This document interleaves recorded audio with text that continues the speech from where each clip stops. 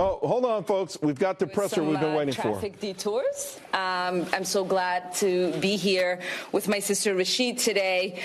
Today we're here to highlight the... Before I actually start, we were supposed to have a couple of the other speakers. Are they in the room? Do you want to join us? Please come up. How are you? Thank you for coming. I really appreciate it. Thank you for everything. Yeah. No, thank you. Thank you. English? Yes.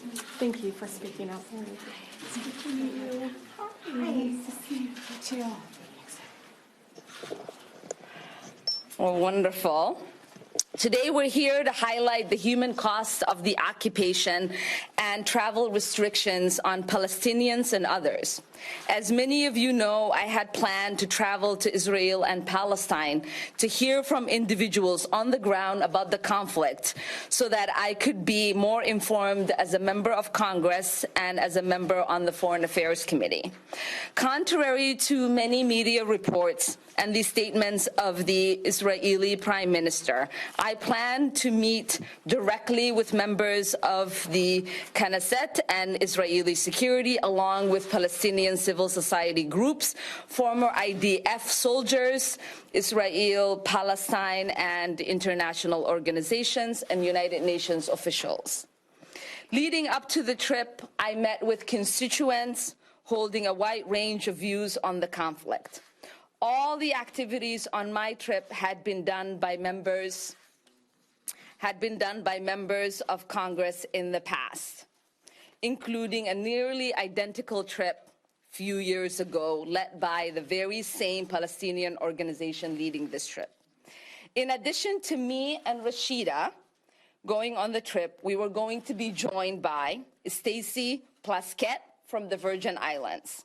The decision to ban me and my colleagues, the first two Muslim American women elected to Congress, is nothing less than an attempt by an ally of the United States to suppress our ability to do our jobs as elected officials. But this is not just about me. Netanyahu's decision to deny us entry might be unprecedented for members of Congress, but it is the policy of his government when it comes to Palestinians. This is the policy of his government when it comes to anyone who holds views that threaten the occupation, a policy that has been edged on and supported by Trump's administration. That's because the only way to preserve unjust policy is to suppress people's freedom of expression, freedom of association, and freedom of movement. My colleague and I are not the only ones who are being denied the right to see for ourselves the reality on the ground on the West Bank. The Netanyahu government, for example, is currently trying to deport Omar Shakir, a human rights worker with Human Rights Watch, because he has reported on human rights conditions in the West Bank and Gaza. Last year, the Netanyahu government refused entry to American citizen Catherine Frank and my friend Vince Warren, who had arrived on a human rights mission. All of these actions do nothing to bring us closer to peace. In fact, they do the opposite. They maintain the occupation and prevent a solution to the conflict. Fortunately, we in the United States have a constructive role to play. We give Israel more than $3 million in aid every year. This is predicated on their being an important ally in the region and the only democracy in the Middle East. But denying visit to duly elected members of Congress is not consistent with being an ally, and denying millions of people freedom of movement or expression or self-determination is not consistent with being a democracy. We must be asking, as Israel's ally, the Netanyahu government stop the expansion of settlements on Palestinian land and ensure full rights for Palestinians if we are to give them aid.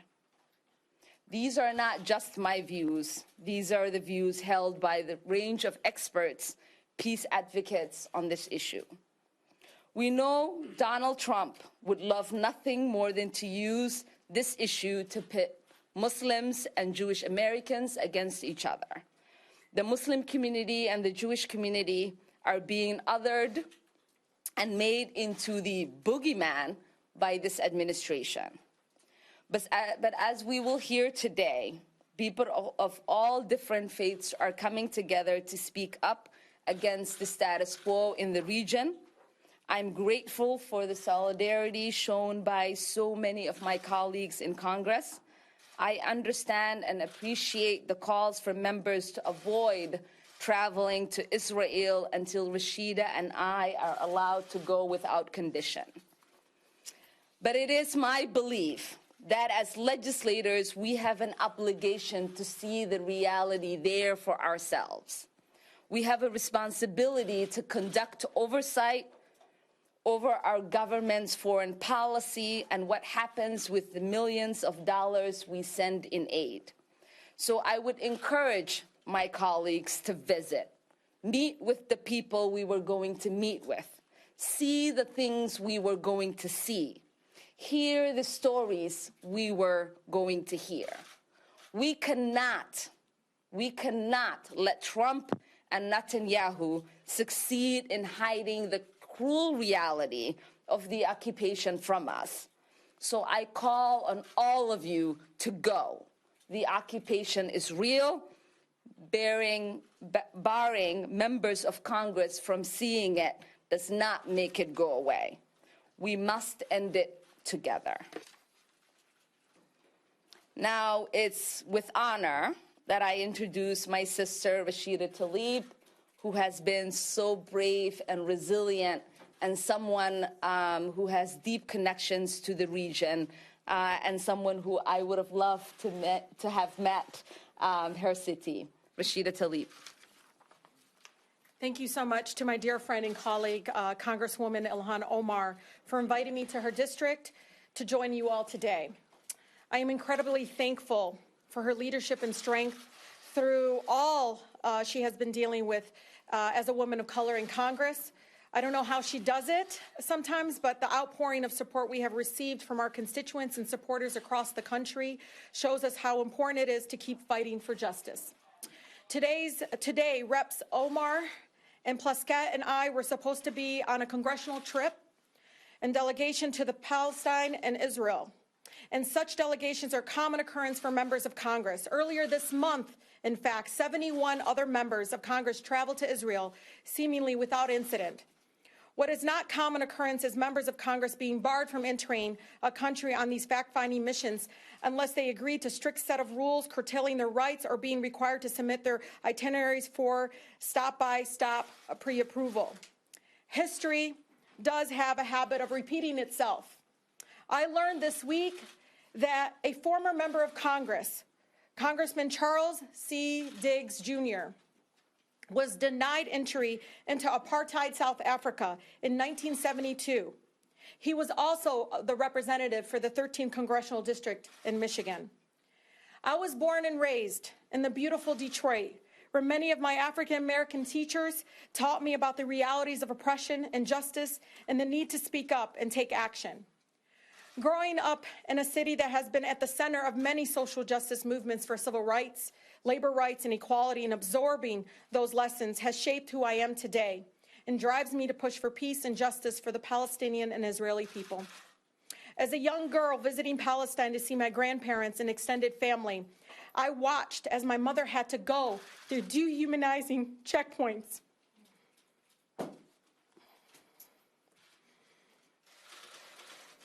Even though she was a United States citizen and proud American, I was there when my city was in a terrible car accident, and my cousins and I cried so she could have access to the best hospitals, which were in Jerusalem. I remember shaking with fear when checkpoints appeared in the small village of Bet Or el-Foka, tanks and guns everywhere. I remember visiting East Jerusalem with my then husband and him escorted off the bus, although he was a United States citizen, just so security forces could harass him. All I can do as my city's granddaughter, as the granddaughter of a woman who lives in occupied territory, is to elevate her voice by exposing the truth the only way I know how. As my Detroit public schools teachers taught me, by humanizing the pain of oppression. Our delegation trip included meetings with Israeli veterans who were forced to participate in military occupation. They also desperately want peace and self-determination for their Palestinian neighbors. They could have shed light into injustices of raids, shootings, demolitions, and child detention. The delegation would have seen firsthand why walls are destructive, not productive. They could have asked the people in Bethlehem how walls cut people off away from economic opportunities, from a way to live, and do psychological damage that lasts forever. All I can do as her granddaughter is help humanize her and the Palestinian people's plight. I know that when we can finally see them as deserving of human dignity, everyone who lives there will be able to live in peace.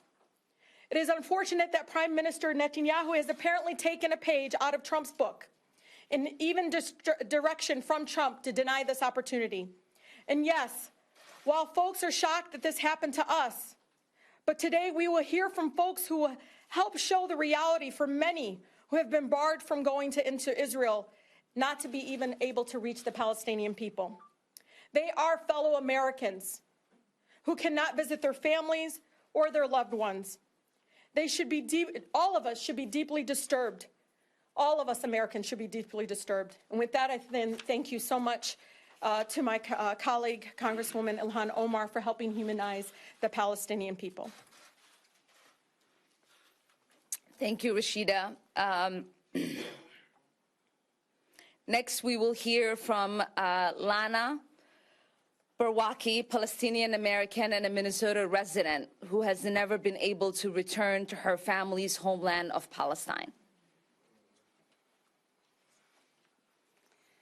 Thank you, Ilhan. So you're watching a press conference. The first two speakers, Congresswoman Ilhan Omar, she focused mostly on our relationship with Israel and the actions and claims against Benjamin Netanyahu. And then we heard from Congresswoman Tlaib on her own personal experiences as she visited Israel